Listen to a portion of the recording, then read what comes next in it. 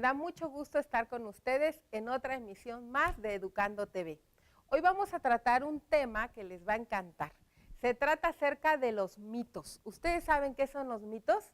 No son leyendas, tampoco son cuentos. Los mitos son diferentes, son relatos tradicionales que los pueblos antiguos se dijeron, se escribieron, se comunicaron para explicarse el mundo. Las personas antiguas o nuestros antepasados trataban de explicarse qué era el sol, qué era la luna, quién había creado el mundo, por qué sentíamos amor, por qué sentíamos rechazo hacia los demás. Y entonces ellos inventaron los mitos. Los mitos son creaciones humanas para explicarnos el mundo y todo lo que nos rodea. También dentro de esos mitos inventaron a personajes fantásticos, fabulosos. Por ejemplo, les atribuían capacidades muy sobresalientes. ¿Ustedes recuerdan el mito de Hércules? Hércules era un bebé y siendo un bebé pudo matar a una serpiente. Fíjense qué fabulosa historia. También recuerdan ustedes a Ulises. Ulises fue un hombre que con su inteligencia pudo derrotar a una ciudad. Entonces, los mitos siempre van a comunicarnos historias de personajes sobresalientes. Generalmente nos hablan de dioses o de semidioses o de héroes. Todo el mundo, todas las culturas del mundo tienen mitos. Sería muy interesante conocer por lo menos uno de cada cultura, ¿verdad? Bueno, pero el día de hoy vamos a hablarles solamente de dos mitos y de dos culturas importantes. La cultura griega, que es como la madre de toda la mitología, y también la cultura azteca, que es la nuestra, la de nuestro país. Así que el día de hoy vamos a escuchar, les voy a leer dos mitos. Uno que proviene de la cultura azteca, que se llama la creación del mundo, y Apolo y Dafne, que proviene de la cultura griega. Y una vez que los hayamos leído, vamos a analizar los elementos que tienen los mitos. Así que mucha atención. Dice así: la creación del mundo según la cultura azteca. Ometecutli y Omecigual, el señor y la señora de la dualidad en la religión azteca, tuvieron 4 hijos, 4 encarnaciones del sol. A ellos les encomendaron la tarea de crear el mundo, de dar vida a los otros dioses y finalmente a la raza humana que los adoraría. Cada hermano representaba un orden, un tiempo, un espacio, un punto cardinal y un color. El rojo se llamó Zipetotec, el negro Tezcatlipoca, el azul Huitzilopochtli y el blanco Quetzalcóatl.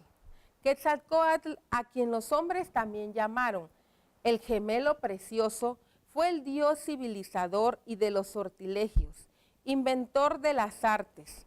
Por su enorme sabiduría de piel y barbas blancas, también fue llamado señor de todo lo que es doble, a diferencia de su hermano azul, Huitzilopochtli, que era un dios guerrero y reclamaba continuamente derramamientos de sangre, o del negro Tezcatlipoca, que era amo y señor de la noche.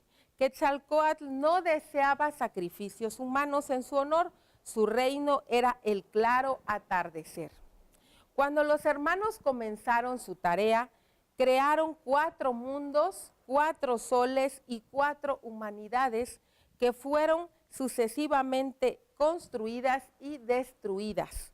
La primera humanidad fue devorada por tigres, la segunda fue convertida en monos, la tercera transformada en pájaros y la cuarta convertida en peces. Quetzalcóatl, acompañado de una de sus encarnaciones gemelas, descendió a los infiernos, de donde alcanzó a robar una astilla de hueso de una de las humanidades anteriores para crear la nuestra. Rociándola con su propia sangre, el señor de la morada de los muertos no pudo detenerlo, ni aún arrojándolo a su paso bandadas de animales. Los demonios nunca dejaron de intentar engañarlo para que ordenara sacrificios humanos y justificara las guerras que reclamaba su hermano Huitzilopochtli. Pero el amor de Quetzalcóatl por los hombres no le permitió sacrificar en su nombre más que animales, culebras, pavos o mariposas, todos ellos consagrados al sol. En su encarnación como Nanahuatzin, un dios tan pobre que podía ofrendarse a sí mismo, se arrojó sin dudar al fuego sagrado. Por ello fue designado para alumbrar el día, mientras que su competidor, generoso en ofrendas, pero temeroso de las llamas, solo alcanzó el rango de luna. Por su cobardía, otro dios le tiró a la cara un conejo. Quien quiera verlo solo tiene que esperar que salga la luna y contemplar su rostro marcado para siempre. Así que Quetzalcóatl, encarnado como Nanahuatzin, es nuestro sol. Este mito está publicado en el libro de los dioses, los héroes y los mitos de la editorial Ateneo. Entonces, ¿qué les pareció? Fíjense lo interesante que dice este mito, que nosotros los mexicanos venimos de la creación de Quetzalcóatl, eso creían los aztecas, y que Quetzalcóatl, fíjense muy bien, él se podía encarnar. Entonces también nos dicen que antes de nosotros hubieron otras 4 humanidades, 4 mundos, 4 soles, y que cada una de ellas fue destruida. Imagínense cuántos hechos fantásticos están dentro de un mito. Ahora vamos a leer el mito de la mitología griega, que no debía haber dicho mito de la mitología, pero pues ya lo dije, el mito que se llama Apolo y Dafne. Este es muy bonito, quiero que pongan mucha atención. Dice así: Eros, el antiguo dios del amor, cambió su forma entre los olímpicos. Se convirtió en un niño juguetón llamado Cupido. Su juguete favorito era un pequeño arco con el que lanzaba en todas direcciones 2 tipos de dardos, los de oro y los de plomo. Cuando un dardo de oro alcanzaba a cualquier criatura viviente, encendía en ella la pasión del amor. Por el contrario, si se trataba de un dardo de plomo, un sentimiento de desprecio inundaba a la víctima. En una ocasión, Apolo, el joven dios de la luz, la medicina y las artes, encontró a Cupido jugando en el campo. «Regresa al Olimpo, niño», le dijo, «y deja de molestar a los demás con tus caprichos». «Mira esto», continuó mientras mostraba su arco y sus flechas de plata. «Estas son verdaderas armas y no tus juguetes. Vamos, regresa al Olimpo». Cupido agachó la cabeza y se alejó de ahí en silencio, pero no porque estuviera apenado por el regaño, sino que iba ideando la manera de darle una lección al engreído Apolo. Pronto supo qué hacer. Cupido regresó hasta donde se encontraba Apolo y sin que éste lo viera, clavó en su corazón un dardo de oro.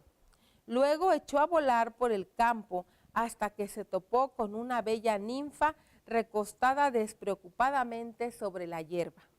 De nuevo, sin ser visto, atravesó el corazón de la muchacha con un dardo, pero esta vez de plomo. Después se instaló cómodamente entre las ramas de un árbol para esperar el resultado de su travesura. Un poco más tarde pasó Apolo caminando por ahí y en cuanto vio a la muchacha, quedó profundamente enamorado de ella. Por su parte, Dafne, que así se llamaba la ninfa, sintió una repulsión inexplicable hacia aquel apuesto joven. Apolo la saludó, pero ella no le hizo caso. El joven dios trató y trató de enamorarla, pero no logró hacerlo. Cuando no vio otra alternativa y cansado, dijo: Si no quieres mi amor por las buenas, entonces lo tendrás a la fuerza. Y se lanzó sobre ella. Dafne salió corriendo y Apolo detrás. Corrió y corrió aterrorizada, pero nunca pudo alejarse lo suficiente de su perseguidor, quien lleno de amor la seguía. Por fin Dafne sintió que las fuerzas se le estaban acabando. Entonces imploró a los dioses que la libraran de aquel indeseable hombre. Para ella resultaba preferible cualquier cosa antes de corresponder a ese amor. Justo cuando terminó su plegaria, los brazos de Apolo la capturaron. Pero ya no era la misma. Los dioses habían decidido socorrerla. El cuerpo de Dafne se endureció, sus pies se hundieron en la tierra y comenzaron a echar raíces. Apolo adivinó lo que sucedía, pero por más que intentó, nada logró para impedirlo.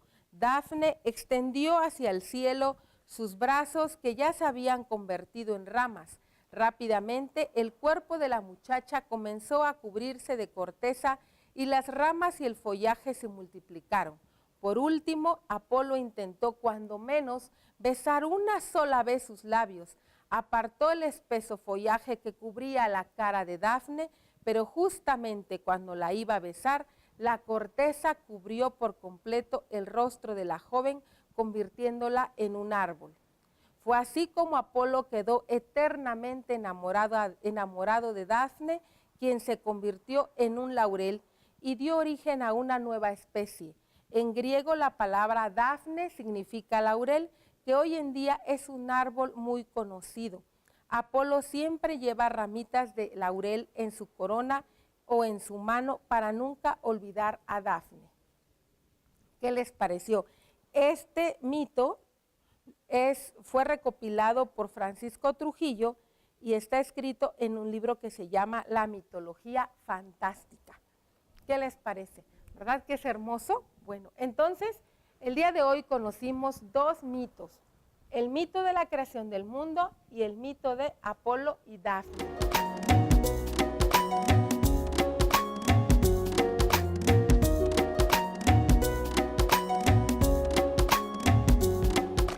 Los mitos tienen esa misión, la misión de explicar cómo se creó el mundo y la misión también de explicar por qué sentimos a veces amor y por qué a veces sentimos rechazo por alguien. Bueno, para poder analizar estos dos mitos, vamos a hacer dos ejercicios que nos van a explicar de una manera práctica cuáles son las características de este tipo de relatos. Voy a quitar esta imagen que está acá para poder trabajar los dos ejercicios. Primero vamos a trabajar los elementos reales y fantásticos de los mitos. Ustedes me van a ayudar a completar este trabajo. Dice así: mito, la creación y Apolo y Dafne. ¿De qué cultura dijimos que era el de la creación del mundo? Cultura azteca, muy bien. Y Apolo y Dafne es de la cultura griega. Muy bien. Ahora, ¿de qué tema tratan? El primero trata del origen del mundo.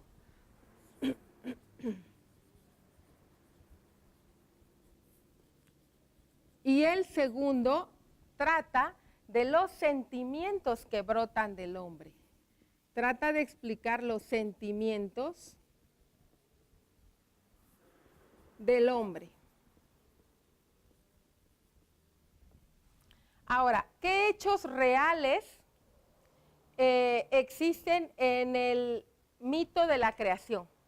Podemos mencionar como algo real es que el mundo realmente tiene un origen. El mundo tiene un origen. Esto es algo verdadero.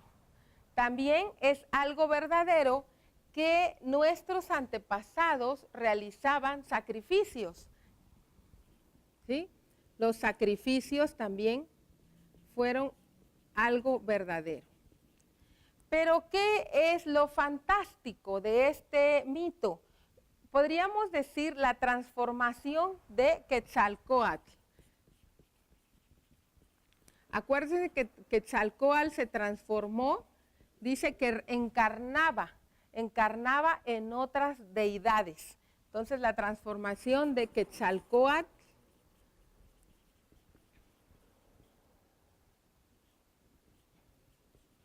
vamos a ver. Eso es un hecho fantástico. También es un hecho fantástico que hayan existido, por ejemplo, nos dice ahí 4 humanidades. ¿Por qué es fantástico? Porque aún no existen pruebas que puedan decir que este fue un hecho real. Existían 4 humanidades. Bueno, esos son algunos elementos reales y algunos elementos fantásticos del mito de la creación. Ahora vamos con Apolo y Dafne. Podríamos decir que un hecho real es que existe el amor, ¿sí? Existe el amor, que existe el desprecio o el rechazo, ¿sí? Que existe la venganza, ¿verdad? Y el hecho fantástico, podemos decir que es la transformación de Dafne en un árbol.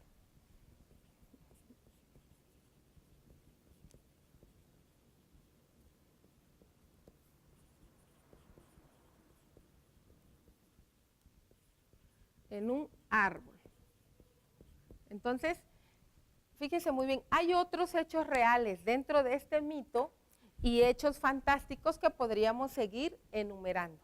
Pero solamente quiero que se den cuenta que dentro de los mitos podemos encontrar entonces bases reales, pero también podemos encontrar mucha fantasía. Vamos ahora a analizar el siguiente cuadro que nos habla acerca de los personajes. ¿Cómo son los personajes de los mitos? Ya les mencionaba yo hace un rato que los personajes de los mitos son generalmente sobresalientes. Vamos a ver.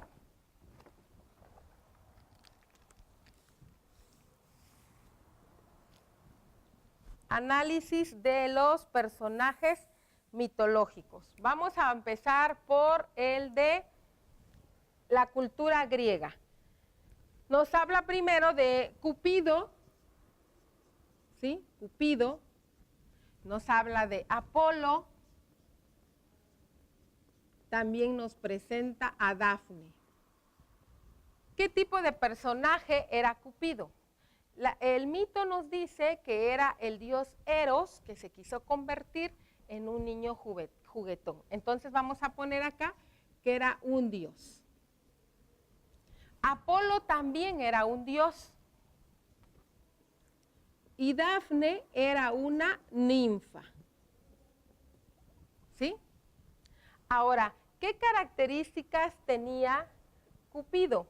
Cupido tenía las características de ser juguetón y de hacer travesuras, ¿sí?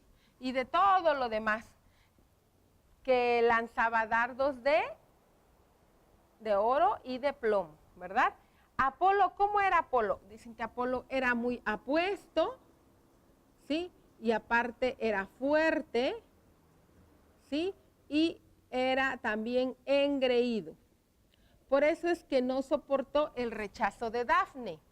Ahora, ¿cómo era Dafne? Dafne era bella y era inofensiva, ¿sí?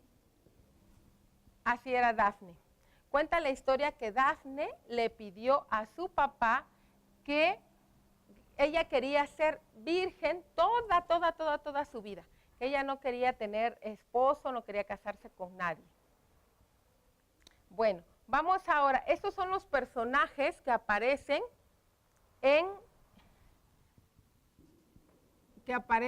en la historia, en el mito de Apolo y Dafne. ¿Sí? Bueno, vamos a continuar. Ahora vamos a hablar y también aparecen los dioses del Olimpo, los que ayudaron a Dafne, ¿sí? Pues que eran dioses, ¿y qué fue lo que hicieron? Que ayudaban a la humanidad. Por eso es que ayudaron a Dafne convirtiéndola en un árbol, ¿verdad? Bueno, ahora vamos a pasar con el mito de la cultura azteca. Empezamos con el principal, que es Quetzalcóatl. Quetzalcóatl. Hay que tener mucho cuidado cuando escribimos esta palabra porque a veces se nos puede ir un acento, una letra, y es que es náhuatl. Entonces no es una lengua con la que estemos muy relacionados. Por eso es que tenemos que tener mucho cuidado. ¿Quién fue Quetzalcóatl? De acuerdo a nuestro mito, fue un dios también. Fue un dios, ¿verdad? ¿Y cuáles eran sus características? Su característica es que era civilizador. ¿Qué quiere decir civilizador? Que era pacífico, ¿sí? Era un dios civilizador, era protector también de la humanidad. Era protector de la humanidad.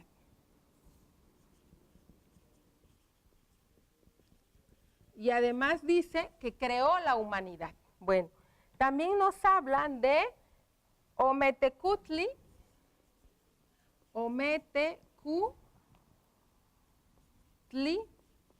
y de Omecihuatl.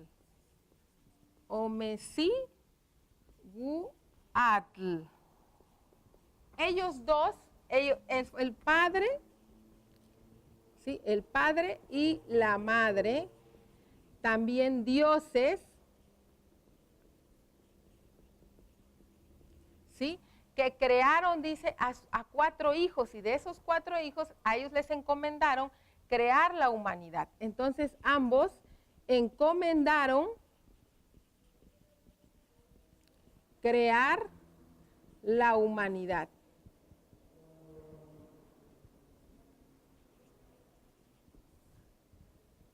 Lo mismo, crear la humanidad. ¿Verdad? También este mito nos habla de otro dios que fue Huitzilopochtli. Voy a anotarlo acá. Huitzilopochtli.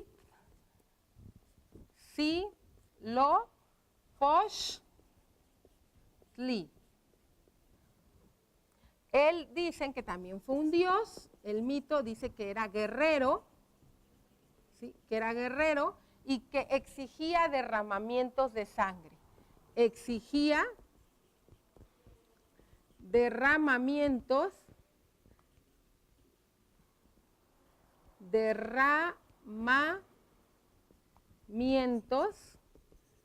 de sangre. Era contrario a Quetzalcóatl. Entonces, con este análisis podemos darnos cuenta, niños y niñas, que los mitos generalmente nos van a hablar de dioses, nos van a hablar de héroes, de semidioses, de ninfas, y también nos van a hablar de hombres, pero hombres diferentes a los demás, con grandes capacidades físicas, con grandes destrezas, con grandes inteligencias, ¿sí? Entonces, esas son las características de los mitos. Quiero que les quede bien claro, entonces, que los mitos son relatos tradicionales, ficticios, que explican el origen del mundo, que explican también creencias de nuestros pueblos antiguos, que no buscan entretener, porque las leyendas y los cuentos, su fin es entretener. Los mitos, a diferencia de otros textos narrativos, buscan explicar lo que no tiene para otro sentido, explicar lo diferente, explicar el origen de las cosas, fenómenos que no podemos explicarnos. Entonces, ese es el objetivo de los mitos. Espero que ustedes busquen otros mitos de nuestra cultura y de culturas extranjeras y puedan ampliar su conocimiento acerca de este tipo de relatos. Me dio mucho gusto estar con ustedes y espero verlos pronto en la próxima sesión. Hasta luego. Adiós.